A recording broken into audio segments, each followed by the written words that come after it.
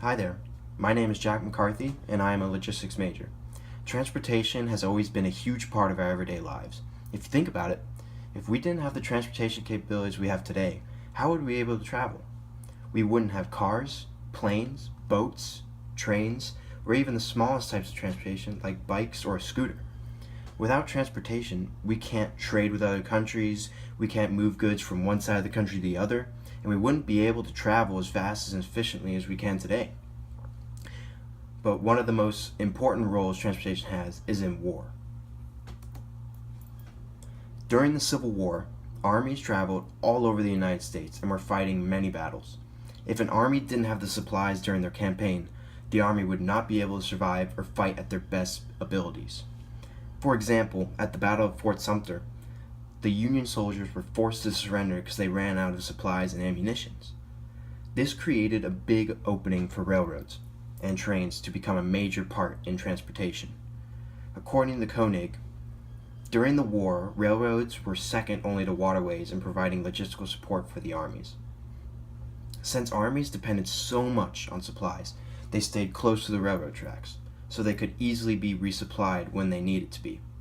Trains were also used to move troops from place to place, and the Confederacy made effective use of their rail systems to move troops.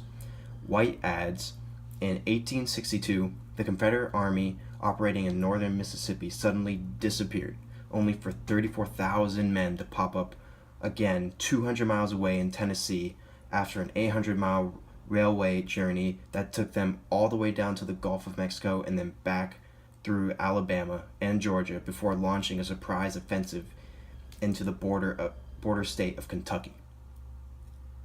Koenig responds saying, armies being able to move this well from place to place changed many battles during the Civil War. Now, an example of this right now is in Atlanta or New York.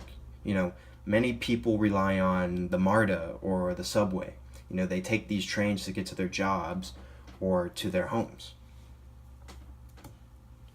However, as an army advances, often they have to reconstruct railroads that the enemy has destroyed.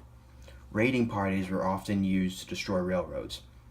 Davis and Greenwalt explained that General Grant sent a group of soldiers to take Petersburg, which had 5 vital railroads running through it, and when they took this town, they were able to cut off supplies to the Confederate armies. The Union came up with a way to make sure that their railroads would stay in action. White explains, one of the North's most effective innovations was the U.S. military railroads, the USMR. Their job was to build new tracks and rebuild old tracks to sustain the flow of supplies going to armies on their campaigns. The USMR by 1865 was running 400 locomotives, 6,000 cars, having constructed 650 miles of tracks and 26 miles of bridges. Sherman's campaign through Georgia was able to rapidly advance due to the number of railroads the USMR were able to create as they traveled through Georgia.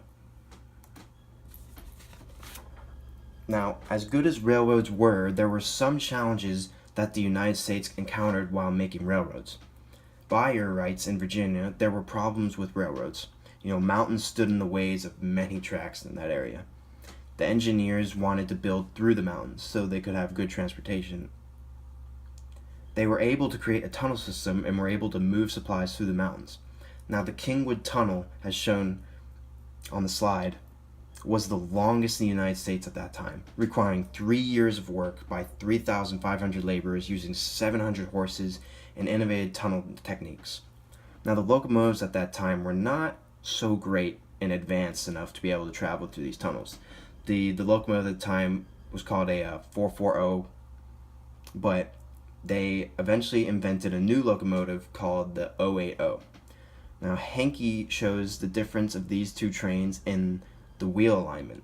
The 440 alignment means there are 4 leading wheels, 4 driving wheels, and no trailing wheels. Now, the 080 alignment means that there are 0 leading wheels, 8 driving wheels, and no trailing wheels.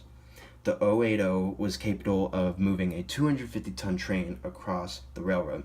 Having trains created that can pull more weight opened the door to being able to pull bigger weapons.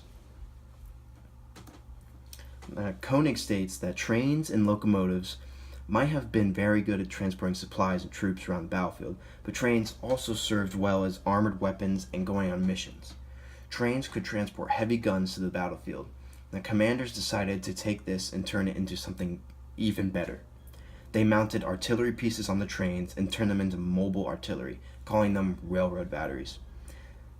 They would send the trains to gain intel on enemy troop movements. It was risky, but lone locomotives could quickly reverse direction and move as fast as 60 miles per hour. Now, trains performed many more missions. For example, they patrolled tracks, conducted reconnaissance missions, and escorted supply trains. Now, ironclad trains soon started being created across the nation.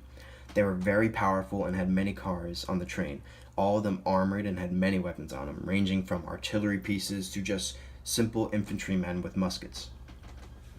Now, the Civil War railroad operations were characterized by the widespread use of locomotives and rolling stock to support armies tactically as well as logistically. Trains were hugely changed during the Civil War, but transportation also changed the nature of war at sea. Now, White confirms that during the Civil War, there were only wooden ships at the beginning of the war, but eventually it changed. It started with the Confederacy. They took one of their ships and started covering it with armor plating all the way down the waterline. They were powered by steam and had cannons on either side. The Confederacy sent the ship straight into the heart of the blockade created by the Union. The Union ships could not penetrate the ship, and the ironclad ship destroyed all the Union wooden ships. Not all of them, but a big majority of them. So then the Union created their own ironclad ship. These two ships fought for hours, and it eventually ended in a tie because none of them could sink each other.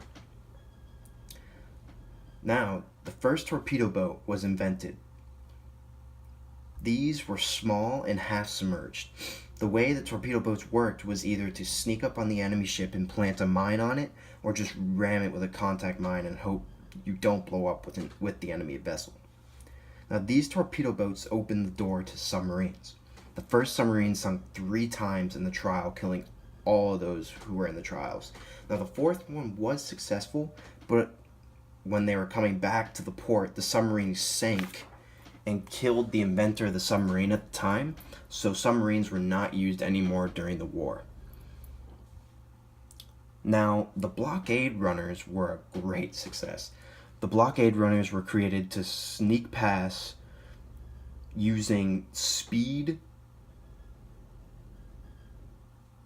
the cover of darkness, and smokeless coal to avoid detection and interception. These blockade runners brought comfort and pride to the Southerners during the Civil War. Now, the blockade runners were used many more times through history. For example, during the Prohibition, according to Curtis, bootleggers hid whiskey into the spare tires of these cars in Canada and crossed the border with a practiced composure. Now, this example isn't exactly the same as a blockade runner, obviously, but they are very similar because they both are trying to achieve the same goal. Now, transportation has changed war and changed our everyday lives. Transportation is important and always has been ever since it was first used, and it will continue to be important in our future. I hope you enjoyed, and have a nice day.